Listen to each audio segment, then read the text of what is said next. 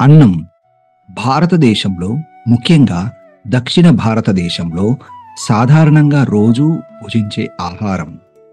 వరి ధాన్యం నుండి వేరు చేసిన బియ్యం నీటిలో ఉడికించగా అన్నం తయారవుతుంది.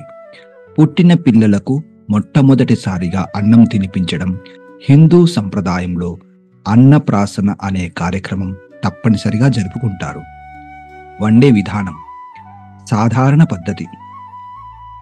కావలసిన బియ్యం తీసుకొని అవసరమైన దానికంటే ఎక్కువగా నీరు పోసి పెద్దదైన గిన్నెలో ఉడికించాలి. బియ్యం ఉడికిన తరువాత ఎక్కువైన నీటిని వంచేయాలి. అత్తెసరు పద్ధతి. కావలసిన బియ్యం తీసుకొని అవి ఉడకడానికి కావలసినన్ని మాత్రమే నీరు పోసి ఉడికించాలి. నీరు వంచాల్సిన అవసరం లేదు. కుక్కర్ పద్ధతి. కావలసిన బియ్యం తీసుకొని అవి ఉడకడానికి కావలసినన్ని మాత్రమే నీరు పోసి కుక్కర్లో ఉంచి నీటి ఆవిరి మీద నిర్ణీత సమయంలో వంట చేసే పద్ధతి.